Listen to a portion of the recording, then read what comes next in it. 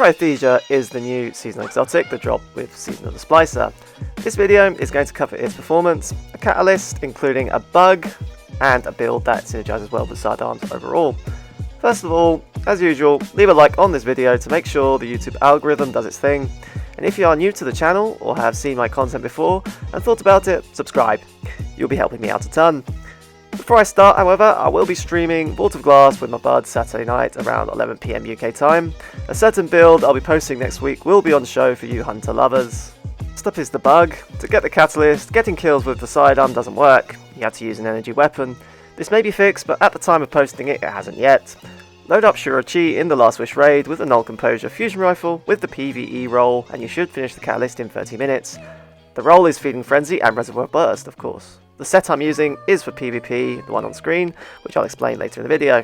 For those of you who may not have picked up the gun yet, long story short, get a kill with it. This then procs its exotic perk, LN2 Burst, which, if you hold down the trigger, it consumes your entire magazine and fires a shot that freezes your target. Sounds fun, right? Without the catalyst, however, this gun is, in all honesty, a waste of an exotic plot.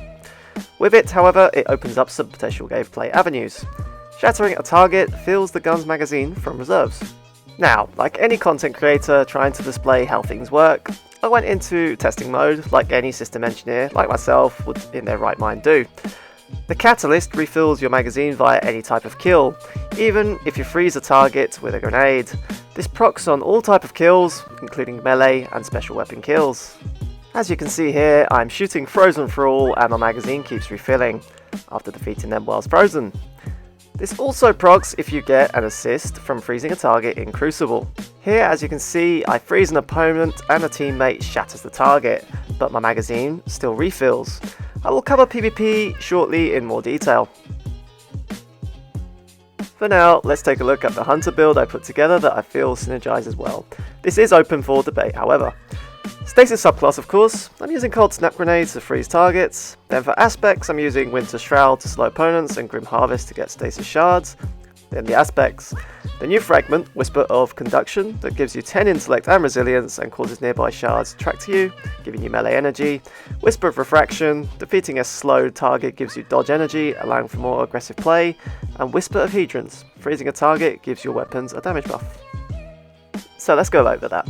Freezing an opponent will basically give your guns a damage buff, and upon defeating them, you'll gain dodge energy and melee energy. I'm using the PvP role of Null Composure with a combination of mods to ensure a quick swap and kill in PvP. You could pair this with any special energy weapon, cough, Fellwinters, or a quick draw sniper rifle, but I found the fusion more consistent.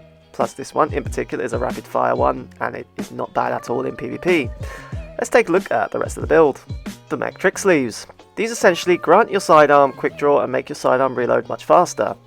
On the right hand side you can see the difference in swap and reload speed, making this exotic top tier if you like sidearms. Go check my recent Hunter Sidearm Ultimate build for a more in-depth look. You then pair this with Charge with Light mods. Taking charge, get those orbs, Guardian. Then I use Radiant Light for more melee, and Powerful Friends for that extra mobility. Must-haves for PvP and PVE endgame, if your teammates are using Charge with Light builds. In addition to these mods, you have Quick Charge. Become Charged with Light by getting multi-kills with fusions, but also granting enhanced ready speed to them. This makes the Null Composure insta-swap and getting kills easier after freezing with the sidearm.